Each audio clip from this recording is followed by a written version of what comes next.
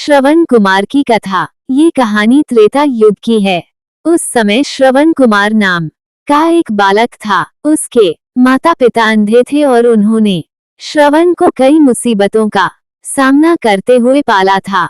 श्रवण कुमार बचपन से ही अपने माता पिता का बहुत आदर करता था। जैसे जैसे श्रवण बड़ा होता गया, उसने घर की जिम्मेदारी अपने कंधों पर ले ली। माता पिता को स्नान कराने के लिए तालाब से पानी भरकर लाता था। इसके बाद वो तुरंत जंगल की ओर लकड़ियां बीनने जाता। फिर लकड़ियां लाने के बाद श्रवण चूल्हा जलाकर माता पिता के लिए खाना बनाता था।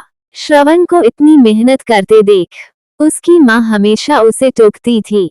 वह कहती थी, श्रवण बेटा, तुम इतना सारा काम अकेले क्यों करते हो? खाना तुम मुझे बनाने दिया करो, मैं आसानी से बना लूंगी। इसके बदले तुम थोड़ा आराम कर लिया करो। माँ की इन बातों को सुनकर श्रवण कुमार कहता, नहीं माँ, मैं ये सारे काम आप लोगों के लिए ही तो करता हूँ।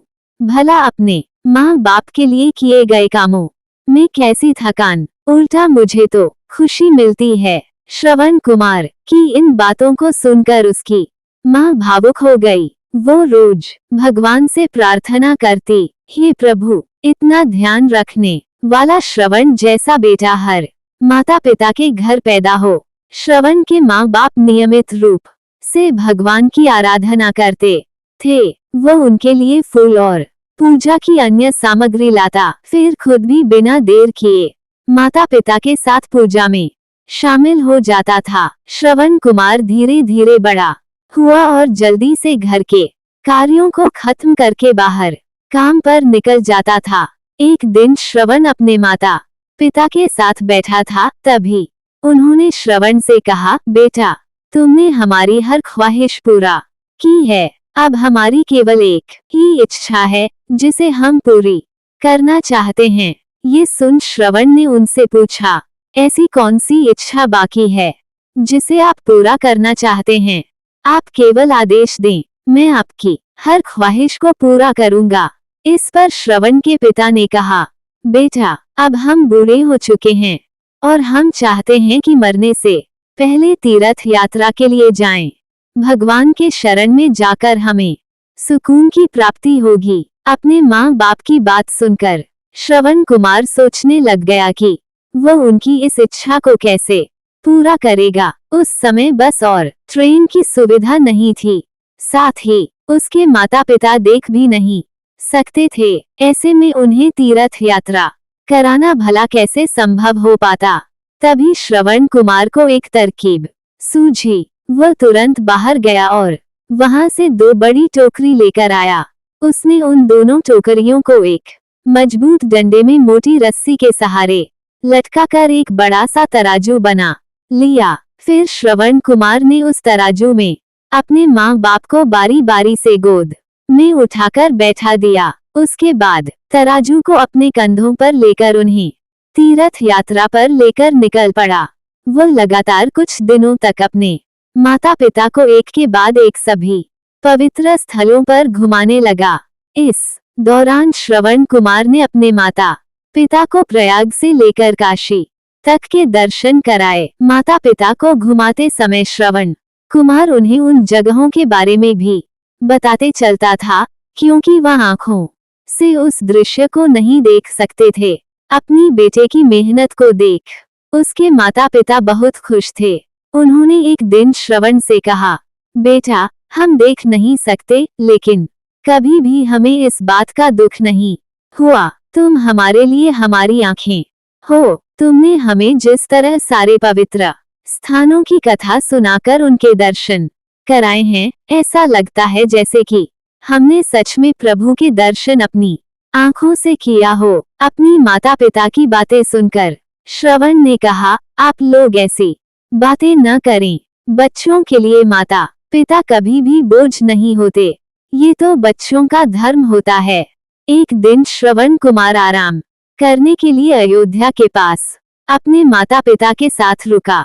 तभी उसकी माँ ने पानी पीने की इच्छा जताई। श्रवण को पास में ही एक नदी दिखाई दी। उसने अपने माता पिता से कहा, आप दोनों यहाँ आराम करें, मैं आप लोगों के लिए अभी पानी लेकर आता हूँ। नदी के पास पहुंचकर श्रवण कुमार कमंडल में पानी भरने लगा। उसी जंगल में अयोध्या के राजा दशरथ भी शिकार के लिए पहुंचे थे। पानी में हलचल की आवाज सुनकर उन्हें लगा कि कोई जानवर पानी पीने आया है। उन्होंने बिना देखे केवल ध्वनि सुनकर ही अपना तीर चला दिया। दुर्भाग्य से वह सीधे श्रवण कुमार को लग गया। तीर लगते ही वह चीख पड़ा। इसके बाद राजा दशरथ जब अपने शिकार को देखने पहुंचे तो वहां श्रवण था। वो तुरंत श्रवण कुमार के नजदीक पहुंचे और कहा, मुझसे बहुत बड़ी भूल हो गई, मुझे माफ कर दीजिए। मुझे बिल्कुल नहीं पता था कि यहाँ कोई मानव होगा। मैं इस गलती का पश्चाताप करने के लिए क्या करूं कि तुम मुझे माफ कर दो। तभी करहाते हुए श्रवण कुमार ने कहा, यहाँ से थोड़ी ही दूर जंगल में मेरे माता पिता बैठे हैं, उन्हें काफी प्यास लगी है। आप उन तक ये पानी पहुंचा दीजिए और मेरे बारे में उन्हें कुछ भी न बताएं। इतना कहते कहते श्रवण कुमार की सांसें रुक गईं। श्रवण कुमार की मौत से राजा दशरथ सुन्न पड़ गए। किसी तरह वो श्रवण कुमार के बताए अनुसार जल लेकर उसके माता पिता के पास पहुंचे। श्रवण के माता पिता अपने बेटे की आहट को बखूबी पहचानते थे। जब राजा दशरथ उनके करीब पहुंचे तो उन्होंने आश्चर्य से पूछा, तुम कौन हो और हमारे श्रवण को क्या हुआ, वह क्यों नहीं आया? राजा दशरथ उनके सवालों का जवाब नहीं दे पाए। उन्होंने चुपचाप पानी उनकी तरफ बढ़ा दिया। तभी श्रवण की मां ने चिंतित स्वर में जोर से कहा, तुम कौन हो और मेरा बेटा कहाँ है, ये बताते क्यों नहीं हो? श्रवण की मां की चिंता देखकर राजा दशरथ ने कहा, मां मुझे माफ कर दीजिए। शिकार करने के लिए मैंने जो तीर चलाया था वो सीधे आपके बेटे श्रवण को जा लगा। उसने मुझे आप लोगों के बारे में बताया, इसलिए मैं यहाँ पानी लेकर चला आया। इतना कहकर राजा दशरथ चुप हो गए। राजा दशरथ की बात सुनकर श्रवण की मां जोर जोर से रोने लगी। उन दोनों ने अपने बेटे की मौत के गम में राजा दशरथ के लाए हुए पानी को हाथ तक नहीं लगाया। श्रवण के पिता ने तभी राजा दशरथ को पुत्र वियोग का श्राप दे दिया। कुछ ही देर बाद श्रवण के माता पिता ने अपने प्राण त्याग दिए। बताया जाता है कि श्रवण कुमार के पिता के श्राप के परिणाम स्वरूप ही राजा दशरथ को अपने पुत्र राम से दूर रहने पड़ा था। राजा दशरथ के इस श्राप को पूरा करने के लिए ही भगवान राम को 14 वर्षों का वनवास हुआ, जिसका माध्यम दशरथ की पत्नी कैकेयी बनी।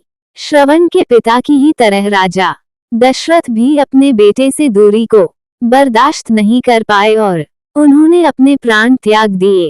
कहानी से सीख हर बच्चे को अपने माता पिता की सेवा श्रवण कुमार की तरह ही निस्वार्थ भाव से करनी चाहिए। यही उनका सबसे बड़ा कर्तव्य है।